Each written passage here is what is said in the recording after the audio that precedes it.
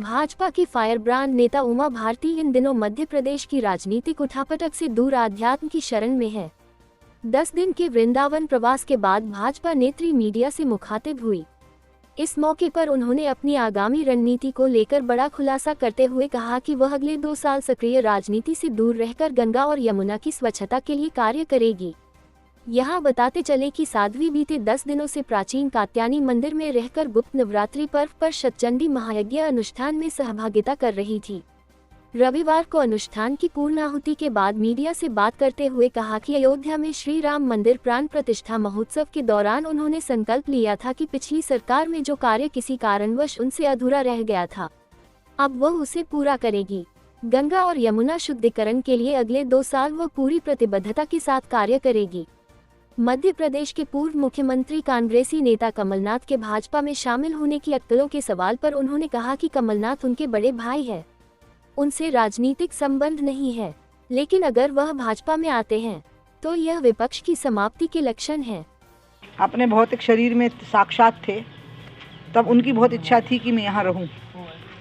2-3 साल से प्रयत्न चल रहा था, लेकिन माँ की कृपा रही और इस साल गुप्त नवरात्रियों के पूरे 9 दिन मैंने कात्यायनी पीठ पर बिताए हैं। माँ कात्यायनी शक्तिशाली देवी हैं और केशवानंद जी महाराज ने जिस प्रकार से उनकी स्थापना यहाँ की है, इस स्थान को उन्होंने बहुत प्रभावशाली, शक्तिशाली और सबसे बड़ी बात है कि आनंद देने वाला स्थान बना दिया है। मैं यहाँ पर लगभग आज 10वां दिन है, मैं बहुत आनंद में रही और ये आनंद मेरे अंदर में रहेगा। बांके बिहारी जी के भी दर्शन हुए, व्यवस्थाएं सब मुझे बिल्कुल बहुत अच्छी लगी। यमुना जी के भी दर्शन हुए और एक बहुत आनंद के साथ जा रही हूँ।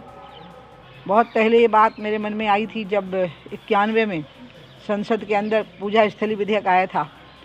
पहली वक्ता में ही बनाई गई थी पार्टी की तरफ से, बहस को मैंने शुरू किया था। तो मैंने उसी समय मथुरा का प्रस्ताव रखा था कि जैसे अयोध्या को आपने विवादास्पद मानकर विधेयक से बाहर कर दिया है, आप मथुरा और काशी को भी विवादास्पद मान लीजिए, क्योंकि ये आस्थाओं की टकराहट नहीं है। ये कृष्ण की जन्मस्थली है और वो 12 ज्योतिर्लिंगों में से सबसे महत्वपूर्ण ज्योतिर्लिंग है। वो बात काश की उस समय मान ली गई होती और तीनों स्थान पूजा स्थली विधेयक से अलग कर दिए गए होते, क्योंकि अयोध्या में तो ढांचा गिरने के बाद, खुदाई के बाद प्रमाण मिले हैं। मथुरा और काशी में तो ढांचा गिराए बिना ही प्रमाण मिल रहे हैं और मुस्लिम समाज बड़ी शांति से इसको स्वीकार करेगा। बस हमारे देश के जो सो कॉल्ड तथाकथित हिंदू सेकुलर नेता हैं, बस वो थोड़ा अपने जहरीले मन पर काबू कर लेवें। बाकी मुस्लिम समाज तो खुद जानता है कि दूसरे का धर्म स्थान तोड़ करके जो मस्जिद बनाई जाती है, वहाँ पर पढ़ी गई नमाज नाजायज़ होती है।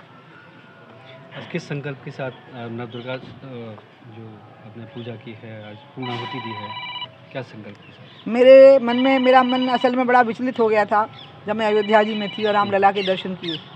तो मुझे एक व्यक्ति का स्मरण रहा हमेशा, जिनके मैं बहुत नज़दीक रही, अशोक जी सिंघल।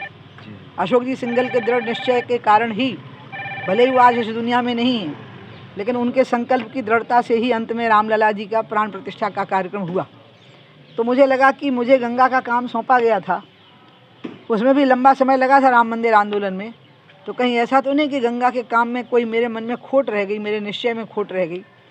तो मैंने वहीं बैठ के तय कर लिया कि 2 साल अब मुझे गंगा जी का काम करना है और गंगा जी का काम करते हुए पार्टी यदि कोई जिम्मेवारी देगी तो मैं ले सकती हूँ, वो भी संगठन में। अन्यथा अभी मैं 2 साल पूरे के पूरे गंगा जी को अर्पित करूँगी और गंगा जी की जो कार्य योजना मैंने बनाई थी, जिसका एक MOU मथुरा में मैं साइन करके गई थी, वैसे MOU पूरे गंगा के किनारे पर साइन हुए थे, उसका कुछ हिस्सा बन गया और कुछ हिस्सा अधूरा है।